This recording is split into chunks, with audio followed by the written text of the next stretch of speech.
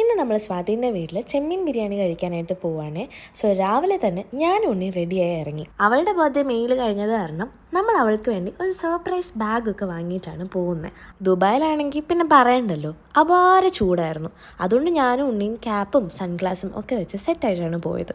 അവൾ ഷാർജയിലാണ് താമസിക്കുന്നത്. അപ്പം നമ്മൾ ആദ്യം മെട്രോയിൽ കയറി, പിന്നെ അവിടെ നിന്ന് നമ്മളൊരു ബസ്സിൽ കയറിയിട്ടൊക്കെയാണ് പോകുന്നത്. ആദ്യമായിട്ട് ഇവിടുത്തെ ബസ്സിൽ കയറുന്ന കാരണം ഇതിൻ്റെ ഡോർ എവിടെയാണെന്നുള്ള കാര്യത്തിൽ എനിക്ക് കുറച്ച് കൺഫ്യൂഷൻ ഉണ്ടായിരുന്നു.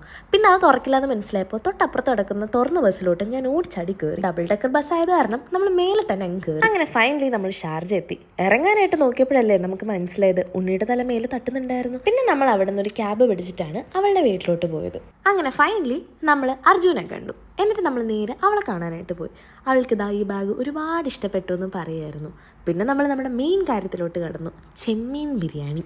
ഞാൻ സ്വാതിനെ കുട്ടു എന്നാണ് വിളിക്കുന്നത്, അതുകൊണ്ട് കുട്ടു എന്ന് തന്നെ പറയാം. കുട്ടു ആകെ കഴിക്കുന്ന ഒരു മീനെന്ന് പറഞ്ഞാൽ അത് ചെമ്മീനാണ്. അതുകൊണ്ട് തന്നെ ചെമ്മീൻ ബിരിയാണി ഉണ്ടാക്കുന്ന കാര്യത്തിൽ അവൾ പ്രോ ആണെന്ന് പറയുന്നുണ്ടായിരുന്നു. Which was true. ഞാൻ ടേസ്റ്റ് ചെയ്ത് നോക്കിയപ്പോൾ അടിപൊളി ടേസ്റ്റ് ആയിരുന്നു. ഞാൻ എല്ലാവർക്കും ആ ബിരിയാണി ഇഷ്ടപ്പെട്ടു. പിന്നെ സമയം പോകാൻ വേണ്ടിയിട്ട് അവൾ തന്നെ അഭിനയിച്ചിട്ടുള്ള ഷോർട്ട് ഫിലിമും ആൽബവും ഒക്കെ നമ്മളിരുന്ന് കാണുമായിരുന്നു. നാഗവല്ലിയുടെ സീനൊക്കെ വന്നപ്പോൾ ഉണ്ടല്ലോ, നമ്മളെല്ലാവരും ഒന്ന് പേടിച്ചു. ഇപ്പം നിങ്ങൾ വിചാരിക്കുന്നുണ്ടായിരിക്കും എന്തിനാ കുട്ടു ഉണ്ണിയും കൂടെ എന്നെ കാലിൽ കിടന്ന് കളിക്കുന്നതെന്ന്. ആക്ച്വലി എന്നെ ചെരുപ്പിടാനായിട്ട് ഹെൽപ്പ് ചെയ്യുമായിരുന്നു അവർ. അങ്ങനെ നമ്മൾ നേരെ പോകുന്നത് ചായ കുടിക്കാനാണ്. പുറത്ത് നല്ല ചൂടായത് കാരണം നമ്മൾ വിചാരിച്ചു കാറിലിരുന്ന് തന്നെ ചായ കുടിക്കാണ്. അങ്ങനെ കല്ലുമ്മക്കായൊക്കെ കഴിച്ചിട്ട് നമ്മൾ നേരെ പോയത് ദുബായിലോട്ടാണ്. അങ്ങനെ നമ്മൾ ദുബായി എത്തി. പിന്നെ നമ്മൾ കുറച്ച് ഫോട്ടോസും വീഡിയോസൊക്കെ എടുത്തതിന് ശേഷം അവർ തിരിച്ച് ഷാർജയിലോട്ട് പോവാണ്.